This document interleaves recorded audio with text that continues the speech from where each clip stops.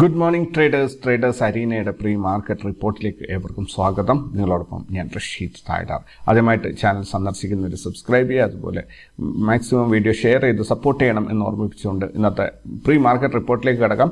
ഇന്ന് 2025 മെയ് 6 ചൊവ്വാഴ്ചയാണ്. സെൻസെക്സിൻ്റെ എക്സ്പയറി ദിവസമാണ്. നോക്കാം എന്തൊക്കെയാണ് ഇന്നത്തെ വിശേഷങ്ങൾ എന്നുള്ളത്. പ്രധാനമായിട്ടും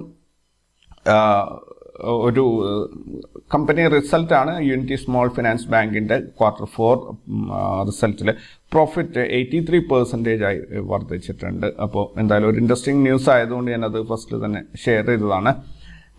ദെൻ ന്യൂസിൽ ഹൈലൈറ്റ് ചെയ്ത് വന്ന സ്റ്റോക്കുകൾ നോക്കുകയാണെങ്കിൽ Indian Hotels, CCL products, DCM Shriram, Ather എനർജിയുടെ ഇന്ന് IPO ഇന്ന് ലിസ്റ്റിംഗ് ഡേ ആണെന്ന് തോന്നുന്നു.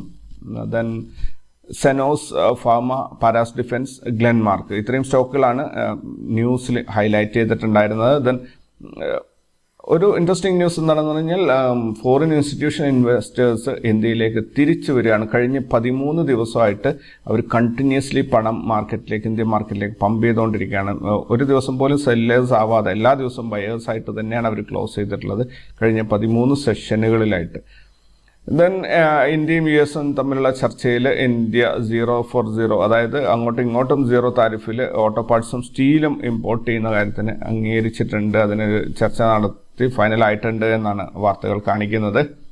ദെൻ ഇന്ത്യ പാക് ടെൻഷൻ വർദ്ധിച്ചുകൊണ്ടിരിക്കുകയാണ്. കാരണം ഇരുകൂട്ടരും പ്രകോപനപരമായ അല്ലെങ്കിൽ ഒരു യുദ്ധത്തിലേക്ക് പോകുന്ന രീതിയിലേക്കാണ് കാര്യങ്ങൾ പോകുന്നത്. കാരണം ഇന്ത്യയുടെ ബോർഡർ സംസ്ഥാനങ്ങളിൽ പല രീതിയിലുള്ള സൈനിക അഭ്യാസങ്ങളും നടന്നുകൊണ്ടിരിക്കുകയാണ്.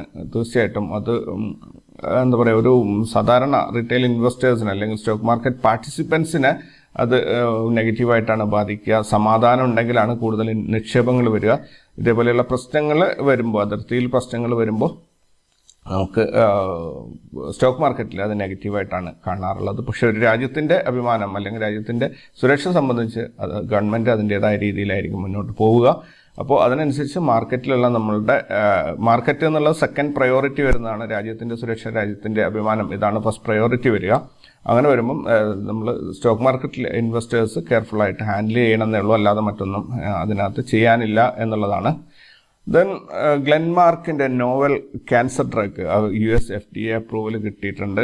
എന്തായാലും അതിന് ആ ഒരു കമ്പനിക്ക് വളരെ പോസിറ്റീവായിട്ടുള്ള ഒരു കാര്യമാണ്. മറ്റൊരു സംഭവം എന്ന് പറഞ്ഞാൽ പ്രൈവറ്റ് ബാങ്കുകൾ അവരുടെ ഓപ്പറേറ്റിംഗ് പ്രോഫിറ്റ് ഉണ്ടാക്കുന്നതിൽ പരാജയപ്പെടുന്നു എന്നാണ്. 7 ബാങ്കുകളിൽ 6 എണ്ണവും ഓപ്പറേറ്റിംഗ് പ്രോഫിറ്റിൽ നെഗറ്റീവാണ് റിപ്പോർട്ട് ചെയ്യുന്നത് എന്നൊരു വാർത്തയാണ് വന്നത്.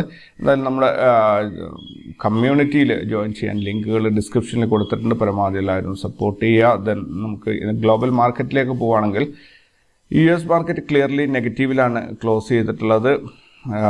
വലിയൊരു നെഗറ്റീവ് അല്ല, എന്നാലും ക്ലിയർലി നെഗറ്റീവായിട്ട് തന്നെയാണ് അത് ക്ലോസ് ചെയ്തിട്ടുള്ളത്. പ്രധാനപ്പെട്ട ഒരു കാര്യം ശ്രദ്ധിക്കേണ്ടത്, ഇന്നലെ ഫ്ലാറ്റ്, അതായത് ഗ്യാപ് ഡൗൺ ഓപ്പണിങ്ങിൽ തിരിച്ച് പ്രീവിയസ് ഡേ ക്ലോസിങ്ങിലേക്ക് കയറിപ്പോയിരുന്നു. പക്ഷേ അത് പ്രീവിയസ് ഡേ ക്ലോസിങ് കട്ട് ചെയ്യാതെ അവിടെ നിന്ന് വീണ്ടും ഫർദർ താഴോട്ട് തന്നെയാണ് വന്നത്. സോ ചെറിയ ഡിഫറൻസിലാണെങ്കിലും നെഗറ്റീവിലാണ് ക്ലോസ് ചെയ്തിട്ടുള്ളത്. യൂറോപ്യൻ മാർക്കറ്റിൽ ഒരു മിക്സ്ഡ് ആയിട്ടുള്ള റെസ്പോൺസാണ്.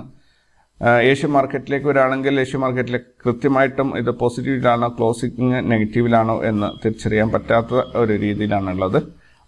ദെൻ ഗിഫ്റ്റ് നിഫ്റ്റിയിലേക്ക് വരികയാണെങ്കിൽ ഗിഫ്റ്റ് നിഫ്റ്റി ഇന്നലെ ക്ലോസ് ചെയ്തത് 24,597 ഇന്ന് ഓപ്പൺ ആയിരിക്കുന്നത് 24,599, 2 പോയിന്റ്, അതായത് ഒരു ഫ്ലാറ്റ് ഓപ്പണിംഗ് ആണ്. അവിടുന്ന് 24,596 ഇപ്പോൾ ട്രേഡിംഗ് നടക്കുന്നത്. അപ്പോൾ ഏകദേശം ഇന്നലത്തെ ക്ലോസിങ്ങിൻ്റെ അതേ ലെവലിൽ ഇപ്പോൾ ഇങ്ങനെ നിൽക്കുന്നുണ്ട്. നോക്കാം എങ്ങോട്ടാണ് പോകുന്നത് എന്നുള്ളത്. ദെൻ ക്രൂഡ് ഓയിലിൻ്റെ പ്രൈസ് $57.69 വർദ്ധിച്ചിട്ടുണ്ട്. ഗോൾഡ് $3,358 വർദ്ധിച്ചിട്ടുണ്ട്. ദെൻ ബിറ്റ് കോയിൻ $94,733 വർദ്ധിച്ചിട്ടുണ്ട്. USD INR റേറ്റ് നല്ല രീതിയിൽ മെച്ചപ്പെടുത്തി വരുന്നുണ്ട്. 84 രൂപ 26 ഒരു $1 ഇപ്പോഴത്തെ നിരക്ക്. ഇത് 86 രൂപ 60 വരെ എത്തിയിരുന്നു. നല്ല രീതിയിൽ തിരിച്ച് കയറി വരുന്നുണ്ട്. ദെൻ ഇന്നത്തെ ഗ്ലോബൽ ഈവൻസിലേക്ക് നോക്കുകയാണെങ്കിൽ ഇന്ത്യയിലെ S&P global services PMI, US exports imports data, trade balance, red book, IBD, TIPP economic optimism, EIA short term energy outlook, US തന്നെ Atlanta Fed GDP now, BRC retail sales monitor, car registration year on year, അത് UK കേട്ടോ, UK BRC retail sales monitor, UK car registration, UK S&P global composite, UK S&P global services PMI, ചൈനയിൽ Caixin services PMI, Japan Greenery Day. Okay, then result announce ചെയ്യുന്ന കമ്പനികൾ ഒത്തിരി കമ്പനികളുണ്ട് ഇന്ന്. ഈ മാസം മൊത്തത്തിലെ റിസൾട്ടിൻ്റെ മാസമാണ്.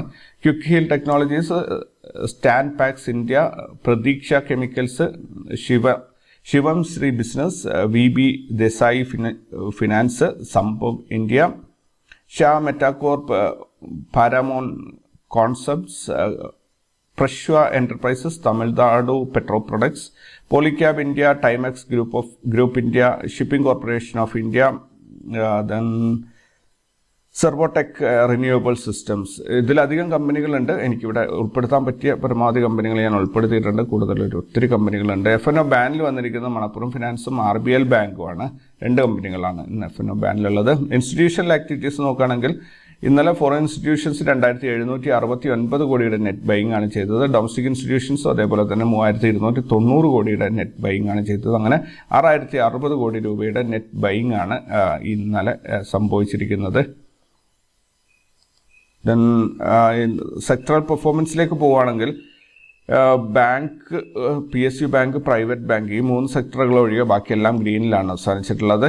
ദെൻ ETF-ലാണെങ്കിൽ ബാങ്ക് ബീസ് ആണ് നെഗറ്റീവിൽ അവസാനിച്ചിട്ടുള്ളത്. ബാക്കിയെല്ലാം പോസിറ്റീവിൽ തന്നെയാണ് അവസാനിച്ചിരിക്കുന്നത്. ദെൻ ഇന്നലെ ബയേഴ്സ് മാത്രം ആക്റ്റീവായ സ്റ്റോക്കുകൾ നോക്കുകയാണെങ്കിൽ അഷിമ, അദാനി ടോട്ടൽ ഗ്യാസ്, അദാനി ഇന്നലെ എല്ലാ കമ്പനികളും നല്ല രീതിയിൽ കയറിപ്പോയിട്ടുണ്ട്. Black Box, Oriental Trimex, Universal Cable, Netweb, Asian Energy, investment, Kalyani Steels, Kriti Industries, ഇത്രയും സ്റ്റോക്കുകളാണ് ബയേഴ്സ് മാത്രം ആക്റ്റീവായിട്ടുണ്ടായിരുന്നത്. എല്ലാ സ്റ്റോക്കുകളും അത്യാവശ്യം നല്ല രീതിയിൽ പോയിട്ടുണ്ട്. ഇതിൽ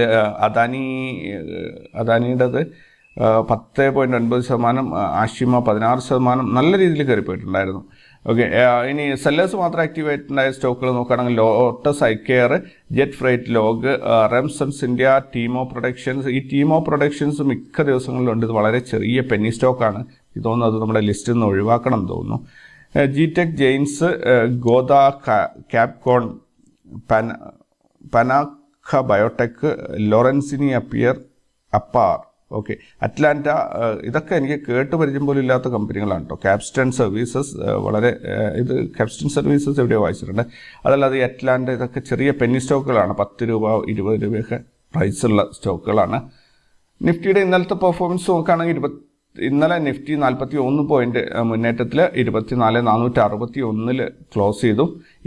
ഈ ആഴ്ചയിൽ ഇതുവരെയായിട്ട് 41 പോയിന്റിന്റെ ഒരു മുന്നേറ്റമാണ്. മെയ് മാസത്തിൽ 119 പോയിന്റിന്റെ ഒരു മുന്നേറ്റമാണ് നിഫ്റ്റിക്ക് ഉണ്ടായിരിക്കുന്നത്.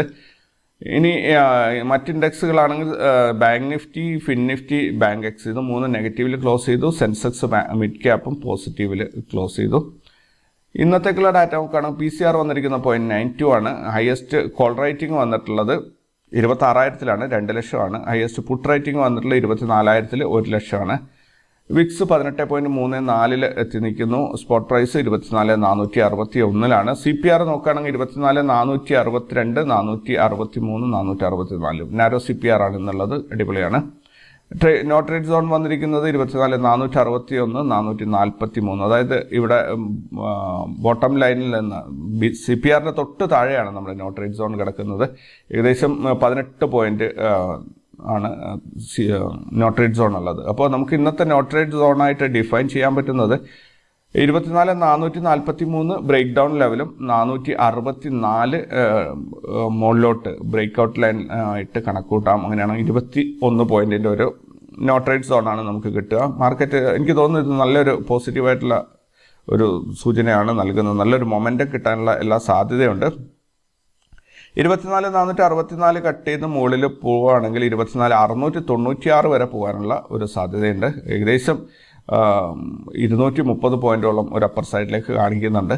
അതേപോലെ 24,443 കട്ട് ചെയ്ത് താഴെ ഇറങ്ങുകയാണെങ്കിൽ 24,226 വരെ ഏകദേശം 200 പോയിന്റ് 220 പോയിന്റോളം താഴോട്ട്. ഇത് രണ്ടിൽ ഏതെങ്കിലും ഒന്ന് നമുക്ക് കിട്ടും എന്ന് പ്രതീക്ഷിക്കാം. കാരണം വിക്സ് കയറി നിൽക്കുമ്പോൾ നമുക്ക് ഡെയിലി റേഞ്ചും അതിനനുസരിച്ച് ഇൻക്രീസ് ആവും. സോ നോക്കുക എങ്ങനെയാണ് മാർക്കറ്റ് പോകുന്നതെന്നുള്ളത്. ഇതിനകത്ത് മെയിൻ ശ്രദ്ധിക്കേണ്ടത് ഒരു 464 കട്ട് ചെയ്ത് 696 കട്ടിലേക്ക് പോകുമ്പോൾ 24,500 എന്ന ഒരു ലെവലുണ്ട്. ആ റൗണ്ട് ഫിഗറിൽ ഒരു റിജക്ഷൻ ഉണ്ടാവും. അപ്പോൾ അത് ഇമ്പോർട്ടൻ്റ് ആയിട്ട് ഹാൻഡിൽ ചെയ്യണം. അതേപോലെ ഈ 24,226 പോകും. 443 കട്ട് ചെയ്ത് താഴോട്ട് പോകുമ്പോൾ 24,383 എന്നൊരു നമ്പർ ഉണ്ട്. അതും ഒരു സപ്പോർട്ട് റെസിസ്റ്റൻസ് ആയിട്ട് ആക്ട് ചെയ്യുന്നതാണ്. അപ്പോൾ അതും ഒന്ന് മനസ്സിൽ കുറിച്ചിട്ടേക്കുക.